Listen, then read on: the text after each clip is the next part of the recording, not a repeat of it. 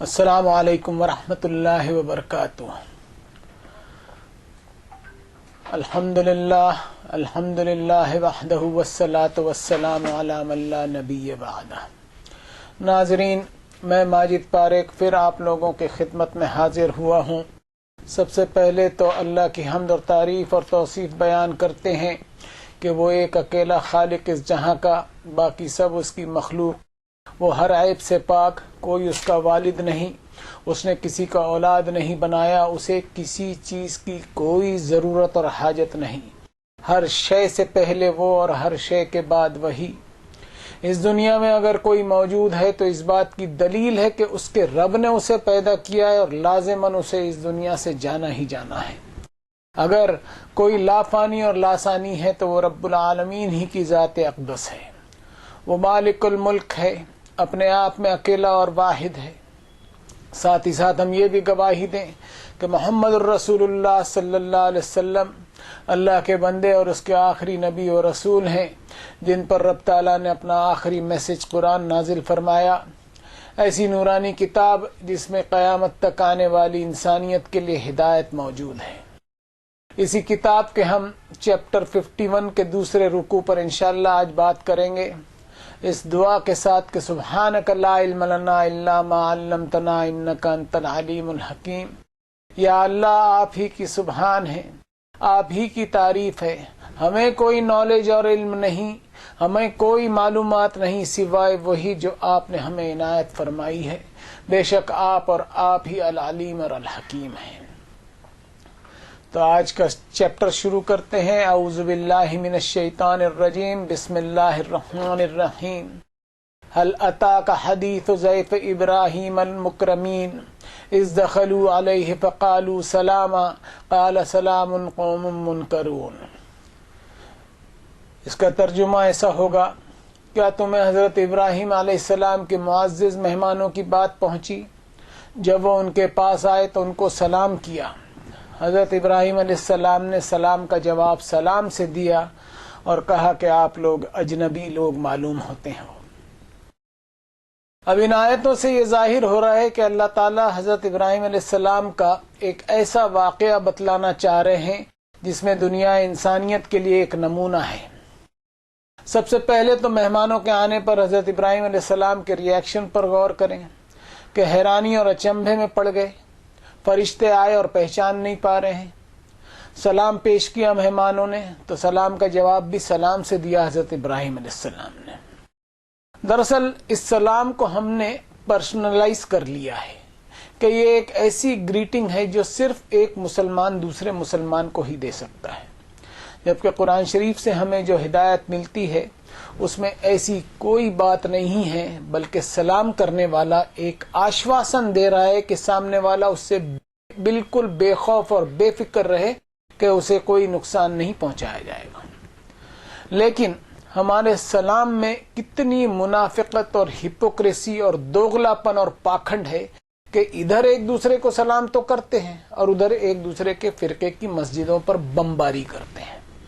اور ہمارا معاملہ یہ ہے کہ ہمارے جو دینی اکھاڑے کھلے ہوئے ہیں جس میں بے سر پیر کی پہلوانی کی جاتی ہے اسلام کے نام پر، اور اس میں سلام کے معاملے میں ایسی باتیں سننے کو ملے گی جو قرآن مجید کے بالکل خلاف ہے۔ اب اس آیت پر غور کریں کہ حضرت ابراہیم علیہ السلام نے سلام کا جواب دینے میں ان سے ان کا مذہب اور ملت نہیں پوچھا کہ کون سے مذہب اور ملت سے تعلق رکھتے ہو پھر سلام کا جواب دوں گا، نہیں تو ایک ناجائز کام ہو جائے گا۔ اور ہمارا حال یہ ہے کہ ہم کسی کو سلام کا جواب دینے میں مسئلہ بنا لیتے ہیں، جبکہ اسی کتاب ہدایت میں چیپٹر 4 ورس نمبر 86 میں ملتا ہے وَإِذَا حُيِّيتُم بِتَحِيَّةٍ فَحَيُّوا بِأَحْسَنَ مِنْهَا أَوْ رُدُّوهَا إِنَّ اللَّهَ كَانَ عَلَى كُلِّ شَيْءٍ حَسِيبًا۔ جب کوئی تم سے نیک خواہشات اور گریٹنگز کا اظہار کرے تو جواب میں اس سے بھی زیادہ اچھی اور نیک خواہشات اور بہتر گریٹنگز پیش کرو، یا کم سے کم اتنا تو تمہیں جواب میں پیش کرنا ہی جتنا تمہیں پیش کیا گیا ہے۔ یاد رکھنا، اس طرح کی بھی تمام باتوں کا اللہ تم سے حساب لے گا۔ پھر ایک جگہ اور کوٹیشن ملتا ہے چیپٹر 4 ورس 94 میں کہ وَلَا تَقُولُوا لِمَنْ أَلْقَى إِلَيْكُمُ السَّلَامَ لَسْتَ مُؤْمِنًا۔ جس کسی نے تم پر سلام پیش کیا تو اس کے بارے میں کبھی یہ نہ سوچنا کہ وہ مومن نہیں ہے۔ اب آگے چلتے ہیں اگلی آیتوں پر۔ فراغ الی اہلہ فجاء بعجل سمین فقربہ الیہم قال الا تأکلون فاوجس منہم خیفۃ قالوا لا تخف وبشروہ بغلام علیم فاقبلت امرأته فی سرۃ فسکت وجہها وقالت عجوز عقیم قالوا کذلک قال ربک انہ هو الحکیم العلیم۔ ان آیتوں کا ترجمہ ایسا ہوگا، پھر حضرت ابراہیم علیہ السلام نے اپنے گھر کی طرف رخ کیا اور لے آئے روسٹڈ میٹ، اور جب پیش بھی کر چکے تو پوچھا کہ کیا کھاؤ گے نہیں؟ اب حضرت ابراہیم علیہ السلام نے اپنے جی میں ایک کنفیوژن فیل کیا اور پزل ہوئے، تو ان مہمانوں نے کہا کہ آپ پریشان نہ ہوں، اور خوشخبری دی ایک ایسے بیٹے کی جو انتہائی علم والا اور نالج والا ہوگا۔ تو سامنے آئیں حضرت ابراہیم علیہ السلام کی اہلیہ صاحبہ اور ماتھے پر ہاتھ مارتے ہوئے پوچھنے لگی کہ کیا اس بڑھاپے میں اور سارے امکانات ختم ہونے کے باوجود؟ جواب دیا ان مہمانوں نے کہ کذالک، یہ آپ کے رب کا فرمان ہے، بے شک وہ انتہائی علم والا ہے۔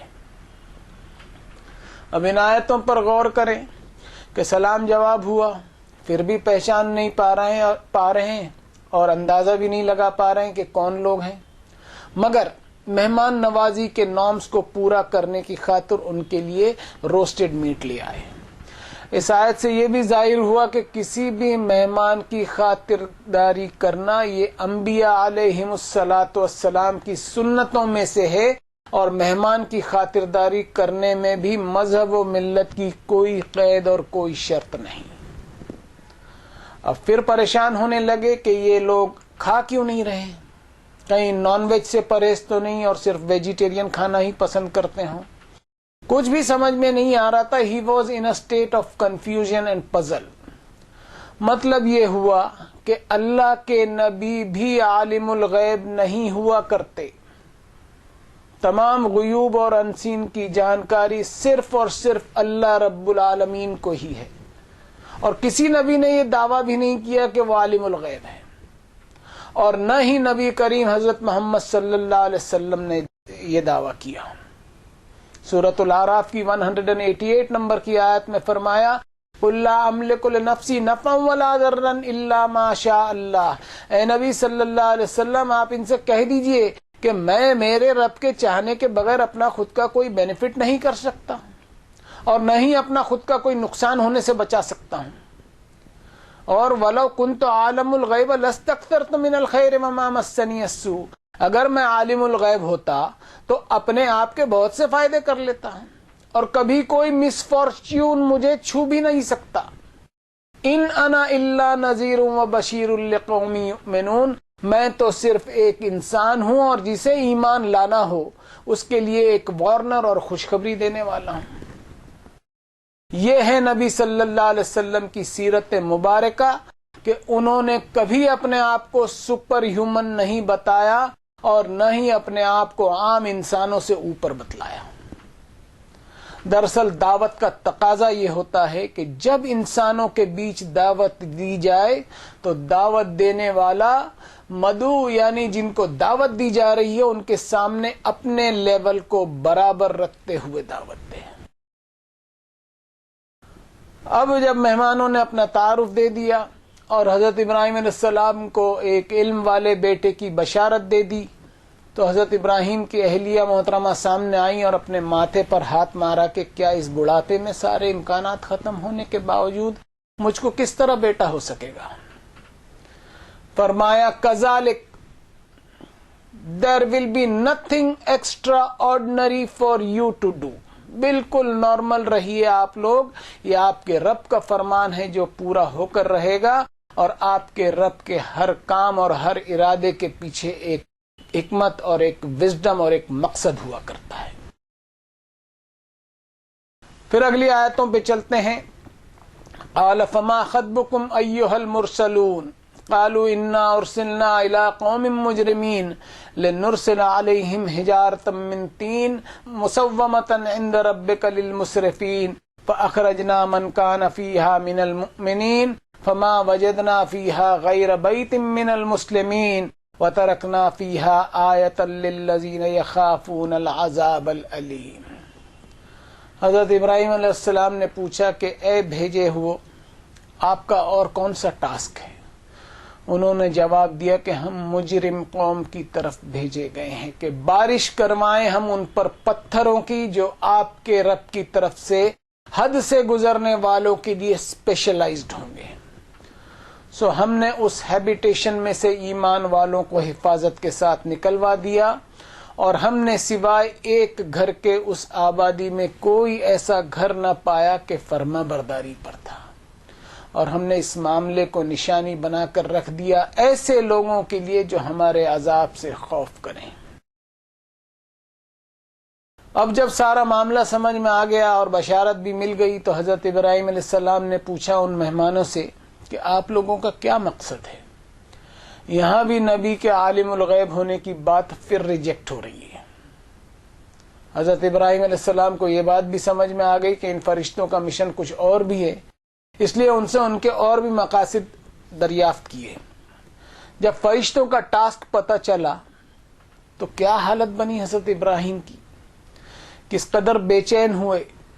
اللہ کا عذاب نافرمان قوم کو کس قدر تباہ اور برباد کر دیتا ہے، اس خوف کو انہوں نے اپنے جی میں محسوس کیا، اور ان کا درد مندانہ ریئیکشن کیا تھا تو اللہ تعالیٰ نے قرآن شریف میں دوسری جگہوں پہ بیان فرمایا ہے، فَلَمَّا ذَهَبَ عَنْ إِبْرَاهِيمَ الرَّوْعُ وَجَاءَتْهُ الْبُشْرَىٰ يُجَادِلُنَا فِي قَوْمِ لُوط۔ اور جب حضرت ابراہیم علیہ السلام کو پتہ چلا کہ فرشتوں کو قوم لوط پر عذاب کے لیے اپوائنٹ کیا گیا ہے تو وہ ہم سے قوم لوط کے تعلق سے پلیڈ کرنے لگے۔ وہ شخصیت جس کو اللہ نے اپنا خلیل بنایا ہے، جس کے بارے میں فرمایا ان ابراہیم لحلیم اواہ منیب، indeed Ibrahim was most clement, tender hearted and intent upon turning to God again and again۔ وہ شخصیت جس نے اللہ کی پکڑ سے کبھی اپنے آپ کو بری نہ سمجھا، وہ اللہ سے پلیڈ کرنے لگے، درخواست کرنے لگے کہ کسی بھی طرح اللہ تعالیٰ کا عذاب رک جائے اور قوم کو موقع مل جائے کہ اپنی روش کو چینج کر لیں۔ لیکن فرمان جاری ہوا کہ یا ابراہیم عارض عن ھذا انہ قد جاء امر ربک انہم آتیہم عذاب غیر مردود۔ ابراہیم آپ اعراض کریں اپنی درخواست پر، بے شک یہ آپ کے رب کا فیصلہ ہے کہ ان پر عذاب آ کر ہی رہے گا اور کسی بھی صورت میں ٹلنے والا نہیں۔ کسی بھی نبی اور رسول نے نہ کبھی بد دعا کی ہے اپنی قوم کے لیے اور نہ ہی اپنی قوم کے لیے عذاب مانگا ہے اللہ سے۔ نبیوں کے کئی اسوہ حسنہ میں سے ایک یہ بھی ہوتا ہے کہ وہ اپنی قوم کے بڑے ہمدرد ہوا کرتے ہیں۔ فرشتے جو کام لے کر آئے تھے وہ ان کے بس میں نہیں تھا کہ وہ اللہ کے حکم کی نافرمانی کر جائیں، اور نہ ہی اس کی وہ ہمت کر سکتے تھے۔ ہر اینگل سے حضرت ابراہیم علیہ السلام اس کوشش میں تھے کہ عذاب کسی بھی صورت میں ٹل جائے، لیکن نبی کو بھیج دیا گیا۔ اس سماج میں جو برائی عام تھی اس پر بھی وارننگ دے دی گئی تھی، اور دعوتی تقاضے سارے پورے ہو گئے تھے، اور نبی نے اپنے آپ کو بالکل بے بس اور لاچار محسوس کیا۔ پھر بھی فما وجدنا فیہا غیر بیت من المسلمین، ہم نے سوائے ایک گھر کے اس آبادی میں کوئی ایسا گھر نہ پایا کہ فرما برداری پر ہو۔ نافرمانی کی اس حد تک وہ قوم پہنچ گئی تھی۔ اب اس رکوع کی آخری آیتوں کا سیٹ لیتے ہیں۔ وفی موسیٰ اذ ارسلناہ الی فرعون بسلطان مبین فتولی برکنہ وقال ساحر او مجنون فاخذناہ وجنودہ فنبذناہم فی الیم وہو ملیم۔ اور حضرت موسیٰ علیہ السلام کا معاملہ بھی ایسا بنا کہ جب اپوائنٹ کیا ہم نے انہیں اور بھیجا انہیں فرعون کی طرف ہماری مینیفیسٹ دلائل کے ساتھ، تو فرعون بھی پلٹا اپنی کیبنٹ کی طرف یہ کہتے ہوئے کہ جادوگر یا دیوانہ ہے۔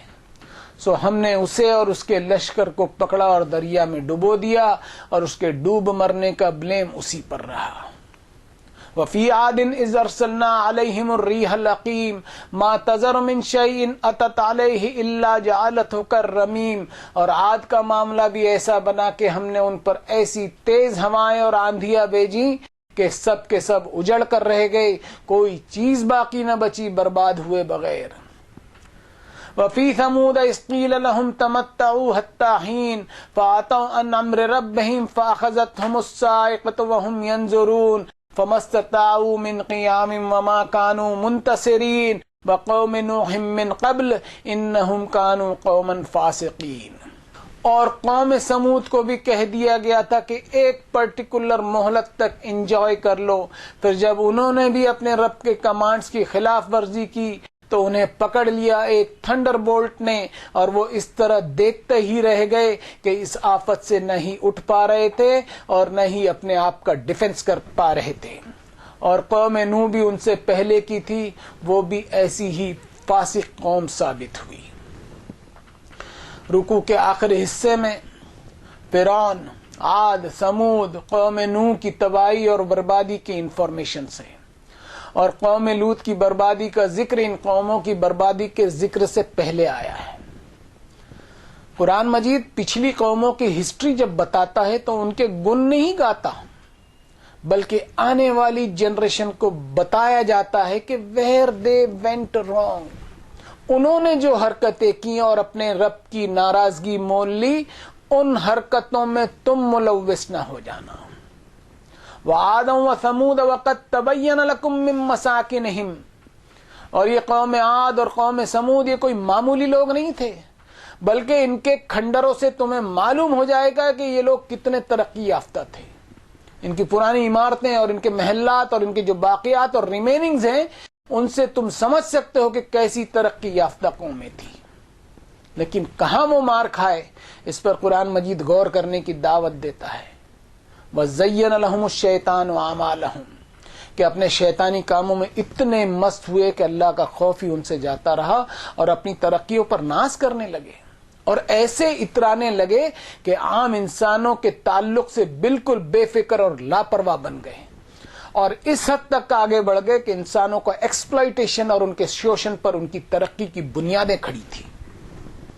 اور اس طرح وہ فصدہم عن السبیل وکانوا مستبصرین، وہ اللہ کے بتلائے گئے راستے سے رکتے چلے گئے، حالانکہ وہ ایک بصیرت، ایک ویژن رکھنے والے لوگ تھے، کوئی معمولی لوگ نہیں تھے. اور ان قوموں پر جو عذاب آیا وہ ایک ہی طرح کا نہیں تھا. فَكُلًّا أَخَذْنَا بِذَنبِهِ، ہر ایک کو ہم نے اس کے کرتوت اور اس کے گناہوں پر پکڑا. فَمِنْهُمْ مَنْ أَرْسَلْنَا عَلَيْهِ حَاصِبًا، ان میں سے کچھ ایسے ہیں جن پر ہم نے تیز آندھیاں بھیجی.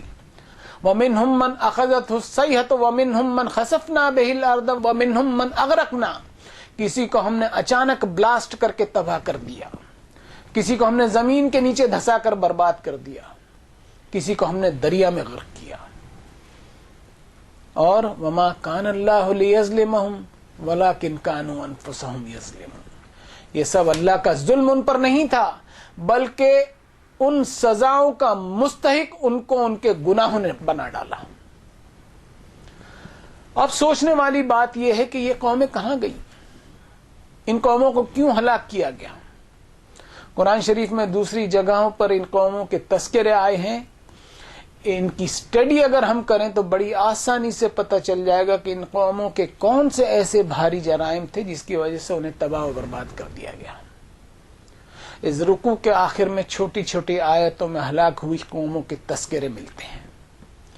ان قوموں کے حالات جو قرآن شریف میں مختلف جگہوں میں آئے ہیں، انہیں قصہ کہانیاں نہ سمجھیں ہم، بلکہ یہ وہ واقعات ہیں جس سے دنیا انسانیت عبرت اور سبق حاصل کرے.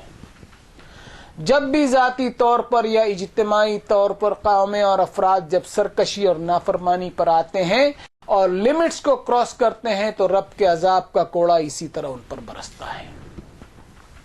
اب ہم اپنی ذاتی اور سماجی برائیوں کو تلاش کریں کہ کون کون سے گناہ ہم سے سرزد ہو رہے ہیں، اور وَيَأْمُرُونَ بِالْمَعْرُوفِ کے تحت اول تو ہم خود اس سے باز آ جائیں اور اپنے آپ پر اور اپنے اہل پر اس کی بندش کو لاگو کریں، اور پھر وَيَنْهَوْنَ عَنِ الْمُنْكَرِ کے تحت سماج کو منع کریں. اللہ کے عذاب کا جب کوڑا برستا ہے تو کچھ نہیں بچتا. ہیبیٹیشنز کے ہیبیٹیشن فنا ہو جاتے ہیں. کتنا ہی ترقی یافتہ کوئی ملک ہو، شہر ہو، تباہ اور برباد ہو کر رہ جاتا ہے. آج بھی بڑے بڑے فرعون اس دنیا میں موجود ہیں. ظلم و ستم بھی آج کے میڈیا میں دیکھے جا سکتے ہیں. شرک، فرعونیت، لا حاصل عمارتیں جن سے کوئی فائدہ نہیں، بدکاریاں، فحاشت اور وہ کئی ساری برائیاں آج بھی اس دنیا میں دکھائی دے رہی ہیں، جن گناہوں کے سبب پچھلی قومیں تباہ ہو برباد ہو کر رہ گئی. اب سوال یہ اٹھتا ہے کہ جن برائیوں کے سبب اللہ کا عذاب آیا اور آبادیاں ہلاک و برباد ہو کر رہ گئی، آج وہ عذاب کیوں نہیں آتا؟ کیا آج کے فرعون اور آج کے ترقی یافتہ ملک اور شہر اللہ کی قدرتوں سے نعوذ باللہ زیادہ طاقتور ہو گئے؟ یا اللہ تعالیٰ کی پالیسی پچھلی قوموں کے لیے کچھ اور تھی اور آج کی قوموں کے لیے کچھ اور؟ نہیں، ایسا بالکل نہیں. فرمایا فلن تجد لسنت اللہ تبدیلا ولن تجد لسنت اللہ تحویلا. اللہ کی پالیسیز میں نہ تم کوئی تبدیلی پاؤ گے اور نہ ہی اللہ کے دستور میں کوئی امینڈمنٹ ہوا کرتا ہے. اب عذاب کیوں نہیں آتا؟ اس لیے نہیں آتا کہ بلاغ والا کام، کنوے والا کام نہیں ہو رہا ہے. ہم دیکھ رہے ہیں کہ ہر طرح کا بلاغ ہو رہا ہے. اجتماعی بلاغ، انفرادی طور، دونوں طور پر بلاغ ہو رہا ہے. انٹرنیٹ، ٹیلی ویژن، دونوں ذرائع سے، جلسوں اور سیمیناروں سے غرض یہ کہ تحریکیں بھی اپنا کام کر رہی ہیں، سوشل میڈیا بھی اپنا کام کر رہا ہے، مگر ہر ایک کے پاس اپنا خود کا ایجنڈا ہے، اپنا ذاتی پروگرام ہے، اپنی خود کی سوچ ہے. اگر نہیں ہے تو اللہ کی کتاب نہیں ہے. سورۃ الاحقاف کی آخری آیت میں فرمایا بلاغ فَهَلْ يُهْلَكُ إِلَّا الْقَوْمُ الْفَاسِقُونَ. بلاغ تو ہو جائے، پھر کیا فاسق لوگوں کے علاوہ اور کوئی برباد ہوگا؟ اب بلاغ بھی کس چیز کا ہو؟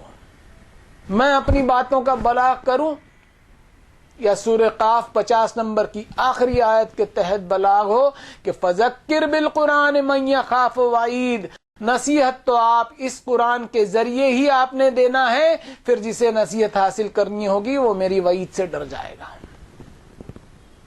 اور رسول اللہ صلی اللہ علیہ وسلم سے بھی یہی فرمایا گیا کہ یا ایھا الرسول بلغ ما انزل الیک من ربک وان لم تفعل فما بلغت رسالتہ واللہ یعصمک من الناس ان اللہ لا یہدی القوم الکافرین.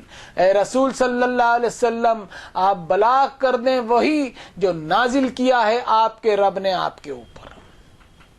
اگر آپ نے اس کتاب کا بلاغ نہیں کیا تو رسالت کے حق کی ادائیگی بالکل نہیں ہو سکے گی. اب دعوتی کاموں میں جو ریزسٹنس آئے گا، جو مخالفت ہوگی، اللہ تعالیٰ اس سے حفاظت فرمانے کے لیے کافی ہے. تو آج کے اس درس کو اللہ تعالیٰ سے دعا پر کنکلوڈ کرتے ہیں کہ یا اللہ ہمیں ہدایت نصیب فرمائیے اور ہمیں توفیق دیجیے کہ ہم پلٹیں آپ کی کتاب ہدایت کی طرف اور اپنا سدھار اور اپنا ریفارمیشن کرتے ہوئے یہ زندگی ایسی گزاریں جس سے آپ راضی ہو جائیں. وصلی اللہ تعالی علی خیر خلقہ محمد وعلی آلہ واصحابہ اجمعین برحمتک یا ارحم الراحمین.